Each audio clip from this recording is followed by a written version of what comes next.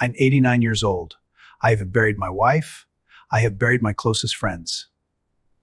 Even the people who once hated me are gone.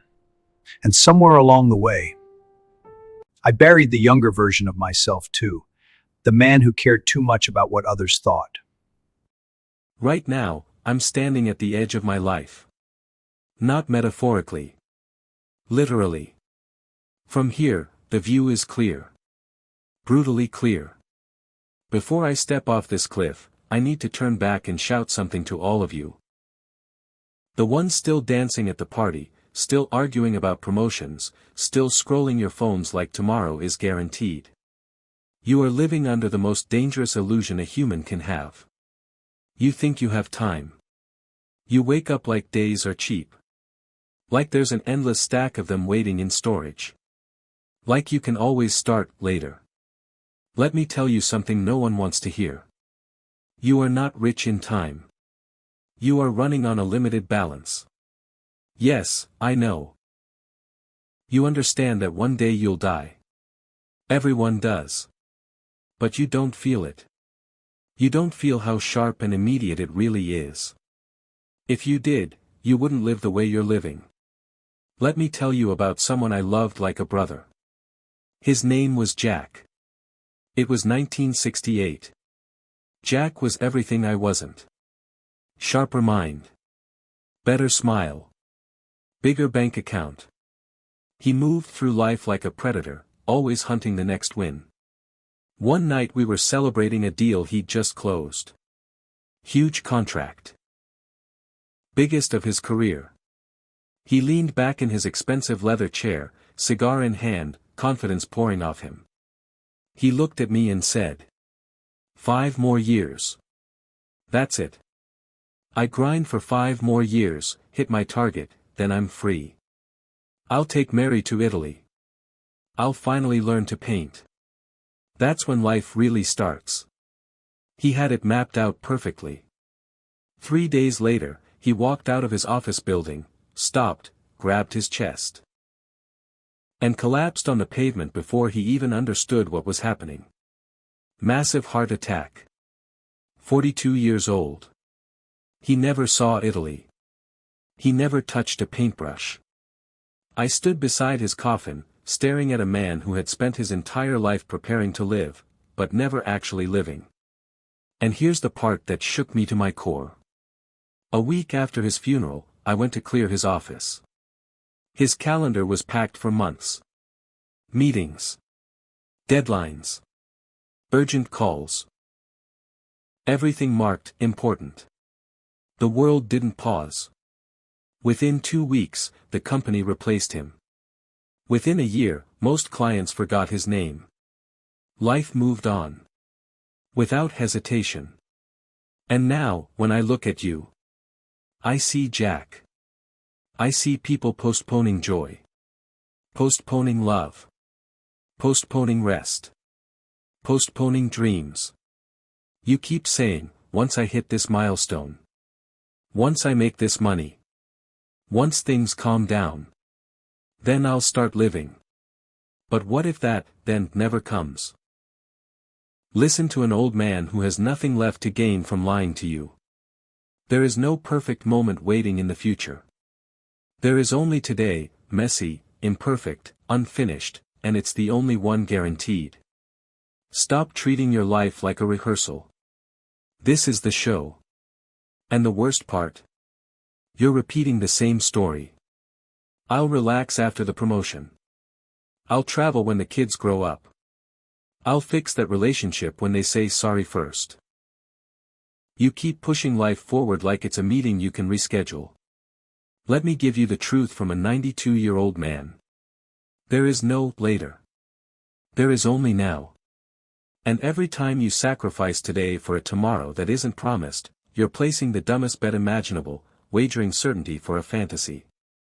Now let's talk about something uncomfortable. Your stuff. I watch your generation chase possessions like they're oxygen. Bigger houses. Newer phones. Faster cars. Designer labels. You're buying things you don't need, with money you haven't earned yet, to impress people you don't even respect. Look at me. I live in a small room. One bed. One chair.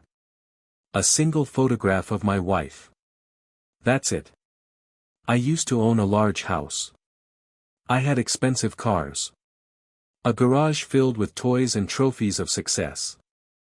And from where I sit now, at the finish line, I can tell you with brutal honesty. None of it mattered. I've attended more funerals than I can count. And not once. Not a single time, have I seen a moving truck trailing behind a hearse. When you die, strangers will sort through your treasures. Most of it will end up in a dumpster.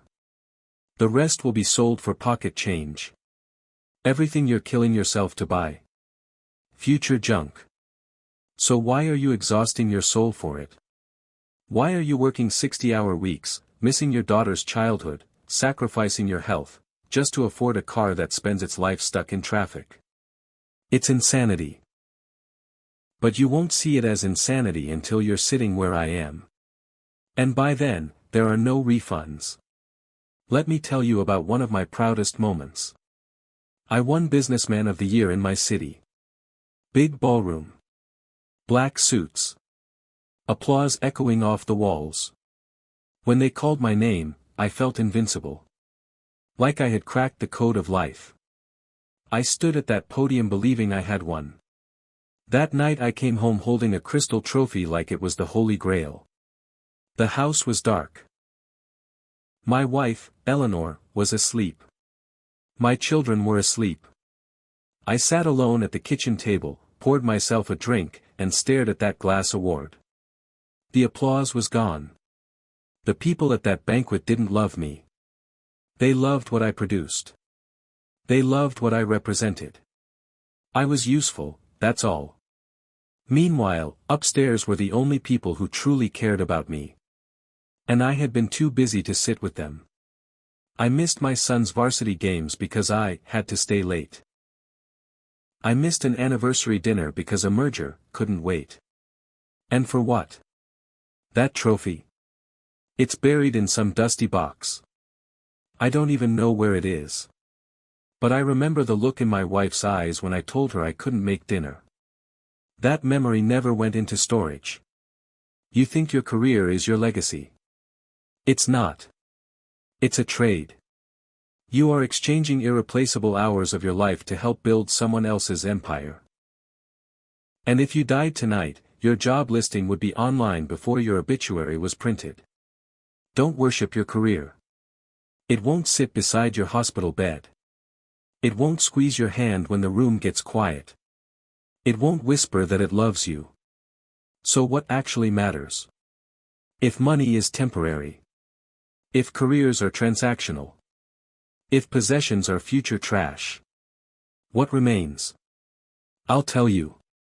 The only things you truly keep are the things you give away. The love you gave. The time you gave. The forgiveness you offered. The presence you chose. Connection. That's it. Everything else stays behind. Now that I'm sitting in this old chair, I don't replay contracts. I don't replay boardrooms. I don't replay negotiations. I replay Sunday mornings with Eleanor. I replay my daughter's laughter when she was 3 years old. I replay the day I helped a stranger push his car out of the snow, and the way he smiled like I had saved his world. That's the only real currency. Everything else fades. So listen carefully. Here's my challenge to you. No fluff. No motivational nonsense. Just truth. Number 1, destroy your ego. You are terrified of looking stupid. That fear keeps you small. You don't start the business. You don't take the risk. You don't tell someone how you feel. Why? Because you think everyone is watching. Let me free you from that prison. No one is watching. They're too busy obsessing over their own insecurities. In your story, you are the hero. In everyone else's, you're a passing extra. Stop freezing your life because of imaginary judgment. The people whose opinions scare you, they'll be dust one day, just like you. And their opinions will be buried with them. Number 2, practice, the last time.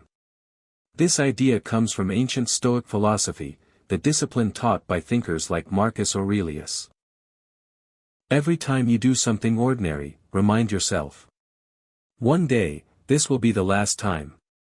One day you will pick up your child for the final time. One day you will kiss your partner goodbye, and it will be the last kiss. One day you will sip your final cup of coffee. You don't know when that day is. It could be decades away. It could be today. If you live with that awareness, everything changes. You taste the coffee instead of gulping it. You hold the hug a few seconds longer. You say what needs to be said. Number 3, wake up. I am 92. My back aches. My eyesight is fading. But you? You are holding the golden ticket. You have youth. You have strength. You have time, right now. And you're spending it numbing yourself. Scrolling. Comparing. Distracting. Stop. Go outside. Feel the wind on your face. Look at the sky like you did when you were a child. Call your mother. Forgive your enemy. Not because they deserve it, but because you don't have the energy to drag hatred to your grave. We are all going to die. That is the only contract life guarantees. But here's the tragedy. Most people never truly live. They play it safe. They stay comfortable. They postpone joy. And then they expire. Don't be like Jack. Don't build a perfect 5-year plan while your life quietly slips through your fingers. Eat the good meal. Take the trip. Say, I love you, first. Because the clock is ticking. Can you hear it? That faint sound in the background? That's your life being spent. Don't let it be spent empty. I'm tired now. But you're not. So go. Live before it's your turn to sit in this chair. Go.